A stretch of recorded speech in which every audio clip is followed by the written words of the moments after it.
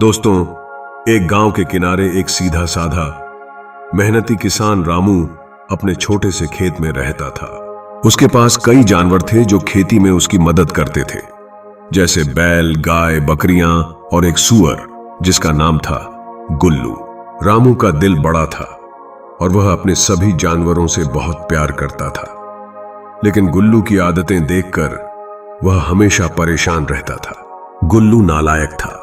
जबकि बाकी जानवर सुबह सवेरे उठकर काम में लग जाते, गुल्लू देर तक सोता रहता और जब जागता तो हर काम में टांग अड़ाता। वह कभी कभी दूसरे जानवरों का खाना भी खा लेता और फिर कहीं कोने में जाकर सुस्ताने लगता। रामू ने कई बार उसे समझाने की कोशिश की, गुल्लू देखो, सब जानवर मिलकर मेहनत करते हैं, तुम्हारी भी मदद चाहिए। यदि तुम भी थोड़ा काम करो तो हम सबके लिए जिंदगी आसान हो जाएगी। पर गुल्लू पर इसका कोई असर नहीं होता। वह हंसते हुए रामू की बातों को अनसुना कर देता। उसे लगता था कि काम करना उसकी शान के खिलाफ है। फिर एक दिन गांव में एक बड़ी समस्या आ गई। बारिश का नामो निशान नहीं था और खेतों में पानी की भारी कमी हो गई। रामू और उसके जानवर पानी के लिए कई किलोमीटर दूर नदी तक जाते थे, पानी भरते और खेतों में डालते। लेकिन गुल्लू फिर भी आराम से सोता रहता, जबकि बाकी जानवर दिन रात मेहनत कर रहे थे। रामू का दिल टूट रहा था कि उसकी पूरी मेहनत पर पानी फिर सकता है, लेकिन उसने हार नहीं मानी। एक दिन जब सारे जानवर रामू के साथ पानी लाने में जुटे थे, तो रामू के मन में एक योजना आई। उसने सोचा कि अब गुल्लू को सबक सिखाने का वक्त आ गया है। रामू ने जानबूझकर कुछ बीज गुल्लू के झोपड़े के पास गिरा दिए।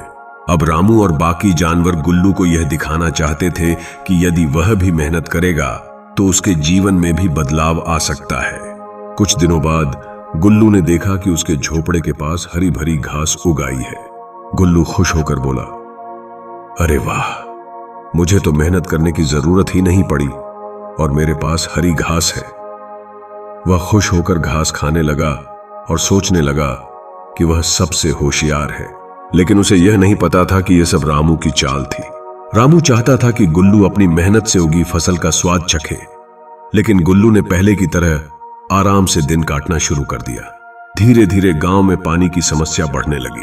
अब तो सभी जानवर भी थकने लगे थे। एक दिन रामू ने गुल्लू को फिर से बुलाया और कहा, गुल्लू, तुम्हें भी मेहनत करनी पड़ेगी। हमारी फसल सूख रही है और यदि तुम भी पानी लाने में मदद करोगे तो सबके लिए अच्छा होगा। गुल्लू ने एक बार फिर रामू की बात को मजाक में उड़ा दिया और सोने चला गया। पर इस बार सूखा इतना बढ़ गया कि गुल्लू को घास और खाना भी मिलना बंद हो गया। अब वह खाने की तलाश में इधर उधर भटकता, लेकिन कहीं कुछ नहीं मिलता। भूखा प्यासा गुल्लू आखिरकार समझ गया कि अगर उसने पहले ही मेहनत की होती तो आज ये दिन नहीं देखना पड़ता। उसने महसूस किया कि उसकी आलसी आदतों के कारण ही उसकी इतनी दुर्दशा हो रही थी।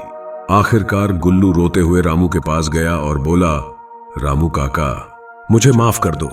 अब मैं समझ गया कि आराम और आलस का कोई फायदा नहीं। मुझे भी मेहनत करनी चाहिए थी। उसकी आंखों में सच्चा पछतावा था। रामू ने उसे गले से लगा लिया और प्यार से कहा, बेटा, समझना ही सबसे बड़ी बात होती है। मेहनत से ही जीवन में सुख आता है। अब गुल्लू रोज मेहनत करने लगा। वह खेतों में पानी डालता, जानवरों के लिए चारा लाता और रामू की मदद करता। उसकी मेहनत का फल कुछ ही समय में दिखने लगा। खेतों में हरी फसल लहलहा उठी और गांव में खुशहाली लौट आई।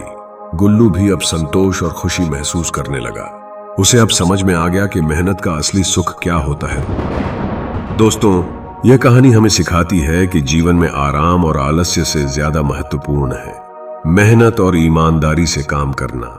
सोचिए, एक बीज जब मिट्टी में बोया जाता है तो उसे अंकुरित होने और बड़ा बनने के लिए कितनी मेहनत करनी पड़ती है। धूप, पानी और समय की जरूरत होती है। इसी प्रकार जीवन में जो लोग अपनी मेहनत से हर दिन थोड़ा थोड़ा आगे बढ़ते हैं, वही असल सफलता पाते हैं।